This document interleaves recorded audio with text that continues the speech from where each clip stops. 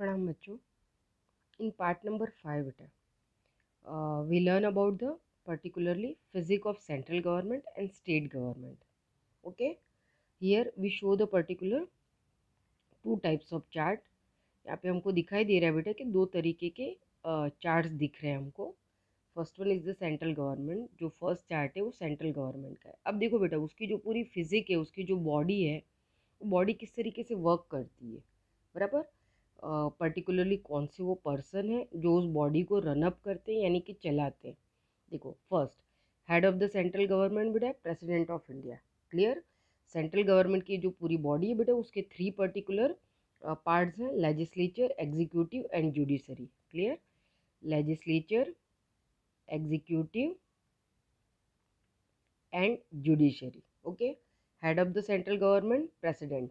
Okay. After that in first बेटा, first body में आप देखो, लेजिस्लेचर का पार्ट है बेटा पार्लियामेंट फॉर्म। पार्लियामेंट जो हमारी असेंबली है बेटा, वो दो पर्टिकुलर असेंबली फॉर्म में डिवाइडेड है, upper house and lower house. Lower house like a Lok Sabha and upper house like अ राज्यसभा। ठीक है, दो बॉडीज में डिवाइडेड है। उसके बाद है बेटा एग्जीक्यूटिव। एग्जीक्यूटिव बॉडी यानी कि बेटा कार्यकारिणी, बराबर। लेजिस्लेचर क्या करता है बेटा, फ्रेम्स द लॉ।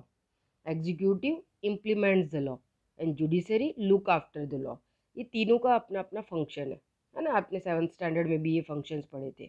लेजिस्लेचर क्या करता है बेटा, लॉज को फ्रेम करता है। ओके। एग्जीक्यूटिव क्या करता है बेटा, उसको इम्प्लीमेंट करता है। और जुडिशरी क्या करती है बेटा, उसको लुक आफ्टर करती है, यानी उसका ध्यान रखती है, बराबर। तो legislature frame the law, executive implement the law and judiciary look after the law. Legislature जो है वो यानी कि हमारी पार्लियामेंट, हमारी असेंबलीज, हमारे हाउसेज। कितने टाइप्स ऑफ हाउसेज है, टू टाइप्स ऑफ हाउसेज है, बराबर ना। तो यहाँ पे हम देख सकते हैं कि lower house Lok Sabha, upper house Rajya Sabha. Executive body ऐसे देखा जाए तो सेंट्रल गवर्नमेंट की बॉडी के हेड कौन है बेटा, प्रेसिडेंट। लेकिन एग्जीक्यूटिव बॉडी के हेड हम प्राइम मिनिस्टर को मान के चलते हैं, क्योंकि प्रेसिडेंट ऑफ इंडिया के जो सारे, एक तरीके से देखा जाए तो जो पावर है बेटा, उस पावर को प्राइम मिनिस्टर एंजॉय करते हैं। ओके। और प्राइम मिनिस्टर जो वर्क करते हैं, फिर उसकी वो जानकारी प्रेसिडेंट को देते हैं। तो यहाँ पे एग्जीक्यूटिव बॉडी के हेड है, इस तरीके से देखें तो हम प्राइम मिनिस्टर को मान के चल सकते हैं। और प्राइम मिनिस्टर के अंडर में कौन काम करता है बेटा, कैबिनेट ऑफ मिनिस्टर्स। जो अलग अलग कैबिनेट मिनिस्टर्स हैं, एजुकेशन मिनिस्टर होते हैं, एग्रीकल्चर मिनिस्टर होते हैं, बराबर ना।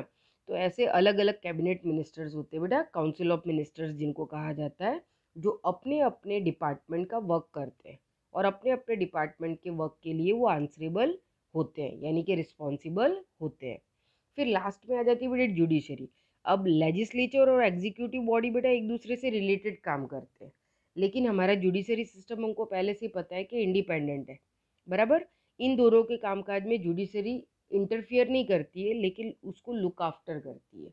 जैसे कि लेजिस्लेचर ने कोई लॉ फ्रेम किया, उसके बाद एग्जीक्यूटिव बॉडी ने उसको इम्प्लीमेंट कर दिया, बराबर। यानी कि वो देश में फिर बेटा एक तरीके से एनफोर्स हो गया, लागू हो गया।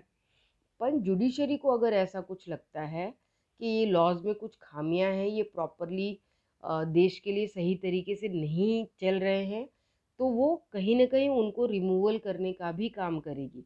वो पार्लियामेंट को वापस से ये भी मतलब आदेश दे सकती है कि भाई या तो इस लॉ में कुछ बदलाव किए जाएं, या इसमें फिर से कुछ सुधार करके या नए तरीके से इसको लागू करवाया जाए।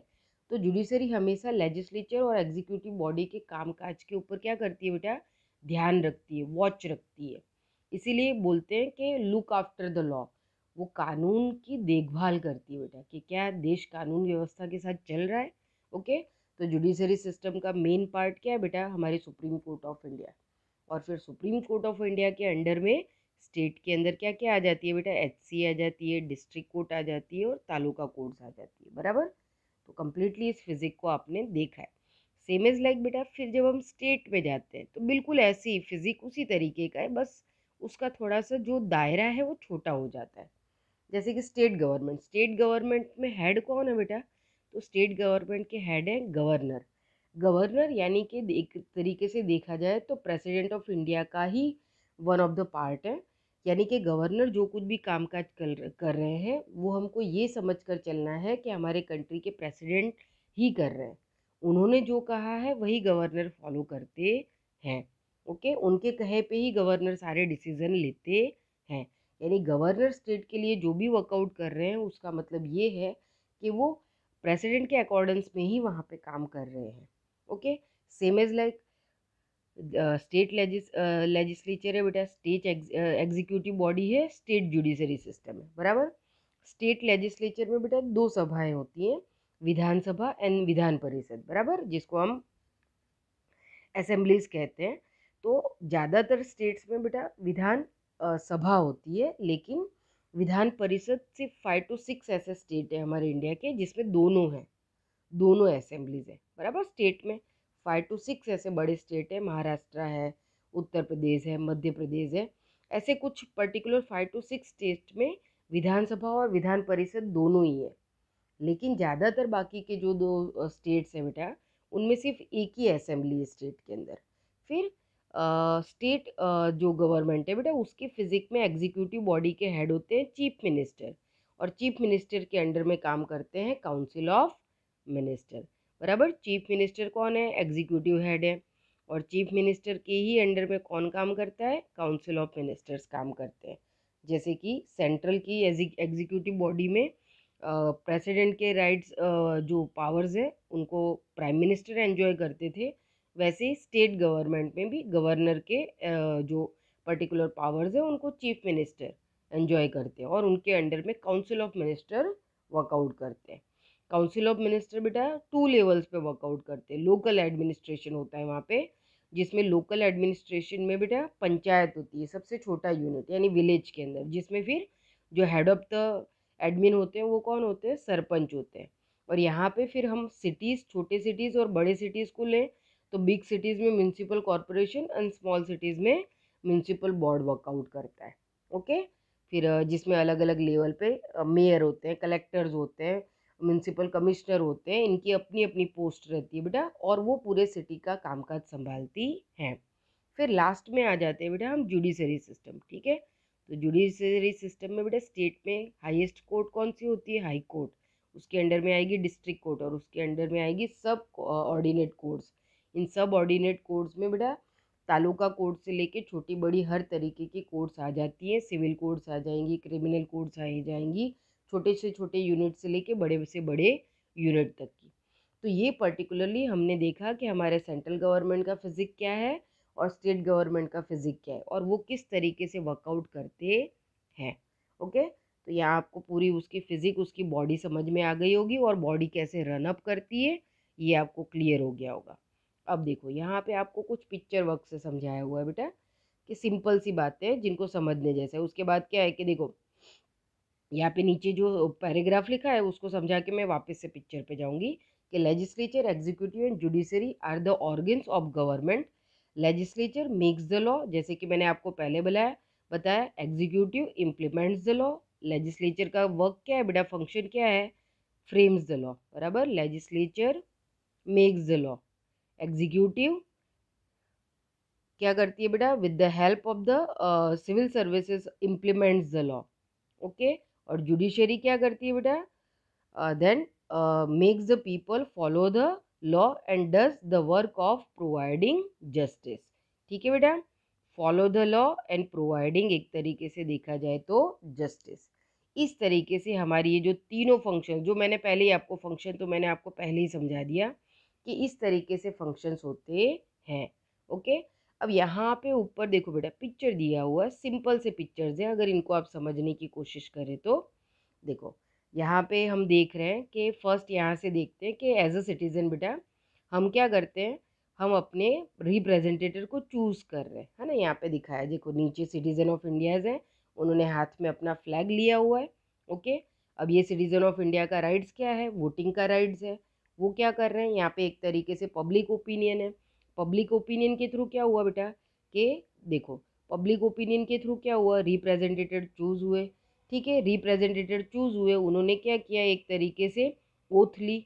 ओथ लेने के बाद वो क्या करते हैं बेटा, लॉस को फ्रेम करते हैं, और लॉज को फ्रेम होने के बाद उसको इम्प्लीमेंट किया जाता है, और इम्प्लीमेंट देखो, implement the laws, enact the laws, ठीक है। और उसके बाद क्या होता है कि लुक आफ्टर द लॉज, यानी सुप्रीम कोर्ट ऑफ इंडिया इन सभी का ध्यान रखती है।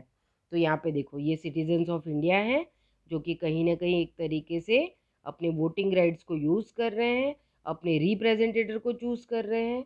रिप्रेजेंटेटर जो है असेंबली के अंदर बेटा एक तरीके से उन्होंने ओथ ली हुई है कि वो जो भी काम करेंगे वो देश के लोगों के लिए करेंगे, लोगों के लिए करेंगे, लोगों के बदले में करेंगे, और वो जो कुछ भी कर रहे हैं वो ऐसा समझ के चला जाए कि लोगों के द्वारा ही किया जा रहा है, बराबर। और एक तरीके से देखो यहाँ पे ये पूरा हैंड का एक पिक्चर बताया, यानी कि वो देश के हर नागरिक का ध्यान रखेंगे, इस तरीके से कायदे को बनाया जाएगा, कानून को बनाया जाएगा। क्लियर? तो कितना देखो सिंपली एक तरीके से पूरे पिक्चर से डिस्क्रिप्शन हमको मिल जाता है। ओके, अब इसके बाद देखो, लास्ट पैराग्राफ हमने देख लिया कि तीनों बॉडीज के फंक्शन क्या हैं, कि legislature, executive and judiciary are the organs of the government. Legislature makes the law, executive with the help of services officer implement the laws, and judiciary makes the people follow the laws and does the work of providing justice। ठीक है, एक तरीके से देखा जाए तो वो justice provide करने की कोशिश करती है। यहाँ पे आपको क्लियर दिखाई दे रहा होगा। ओके, अब हम लास्ट पॉइंट पे आ जाते हैं बेटा, फेडरल स्टेट। ठीक है, इसके बाद फंडामेंटल राइट्स पे आ जाएंगे, लास्ट टॉपिक आ जाएगा हमारा। ओके, अब देखो फेडरल स्टेट बेटा, इसको हम नेक्स्ट वीडियो में ले लेते हैं। ओके, ताकि आपको पढ़ने में थोड़ा सा आसानी रहेगी।